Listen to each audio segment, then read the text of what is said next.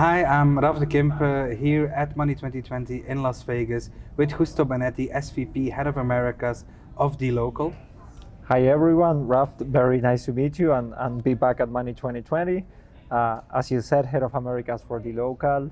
I've started now about 2 months in the position and of course running everything that's our expansion into the Americas overall. Thank you for joining us, Justo. Great to see you here.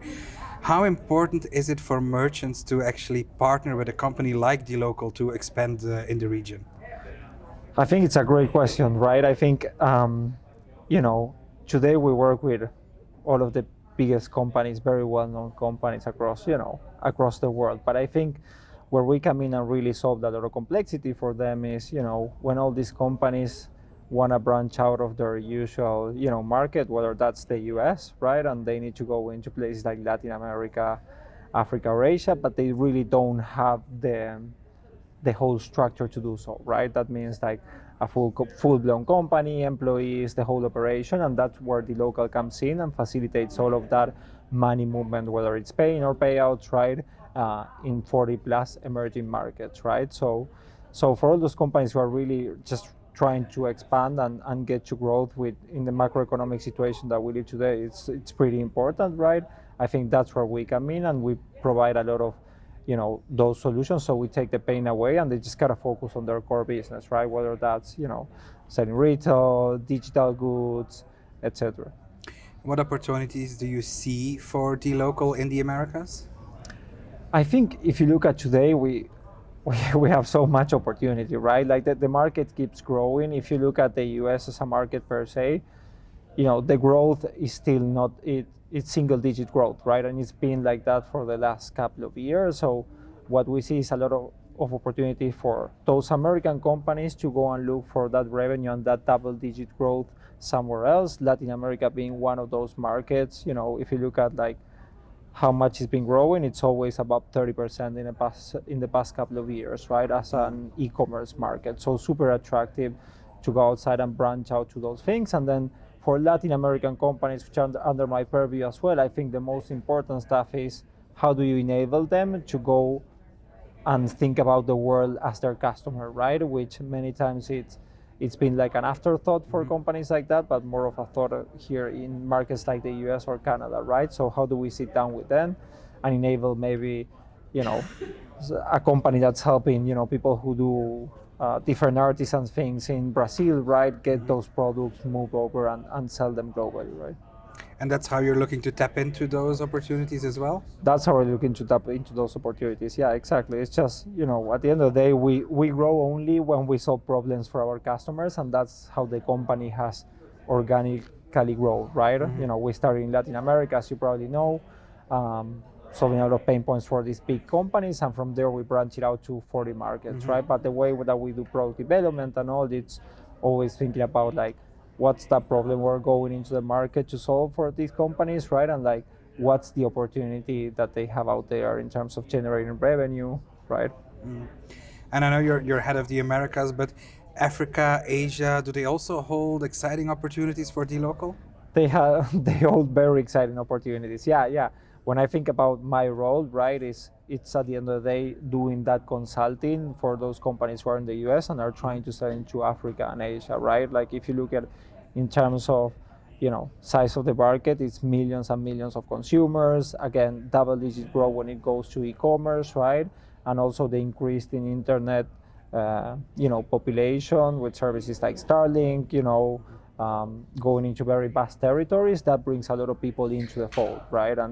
And it's a young demographic that moves very, very quickly in terms of what they like, their consumer preferences, right? Whether that's for paying, for payout. So for us, it's again a very, very exciting market, and yeah, we've launched 17 to 20 markets in the last year and a half or so, just within that region, right? And we'll continue to expand.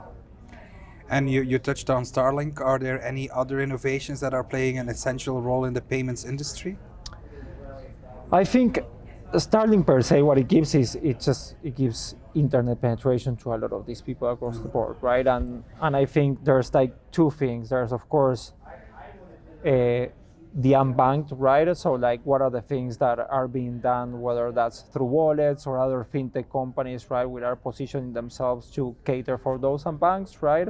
And the other ones are the digitally unbanked, if you want to call them, right? So I think there's two things happening. Is number one, the tech side of the house, right, which is like, how do you get internet to all these people? The second one is, how do you start working with regulators and other partners and other players within the ecosystem to try and bring all those unbanked people into the transactioning world, right? And I think there's a lot of very interesting developments there, whether they're happening with regulation per se, right? Whether it's different KYC or KYC technology that's coming up there, right? And I think all those things should definitely help accelerate that growth.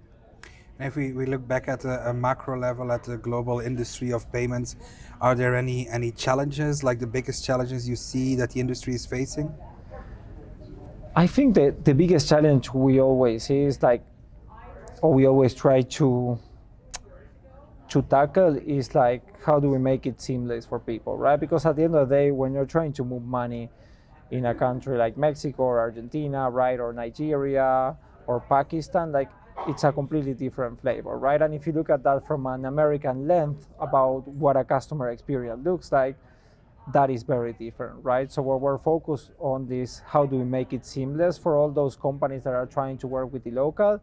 So it's an afterthought for them, everything that happens in the past, to make sure that money movement happens, right? And then the other thing I say is, how do we work closely with regulators, like, for example, the Central Bank of Brazil, right, to see how we can influence the what's happening with PIX, right, which, as you know, has grown tremendously. Yes. And those are the things where we put a lot of the focus, right, which is like, just sitting down and simplify it so a lot of the regulatory stuff doesn't come in our way, right, and we look at technology as something that could actually really help bring people into the economy. And what's the next step for dLocal? Great question. I think we'll continue to expand markets for sure, right? We'll continue to expand the footprint of our products, right?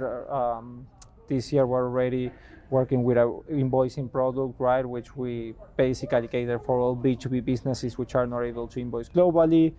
We also rolled out our second version of dLocal for platforms, which is our marketplace offering. So for us, it's about two things mainly, which is geographic growth, right, at top of mind, and then product development with other things that our customers are asking us, right? What's your personal hope for the future? Great question. Well, in these times, I'd say more peace, right? For sure. But I think, the more that all of these companies which are in the ecosystem, whether it's a financial institution, whether it's a regulator, whether it's a fintech company, how can we all collaborate closer together, right, to make sure, we lift up those economies, right, and the potential that they have to do so. We're here at Money 2020 in Vegas. How have you found the conference and the show so far?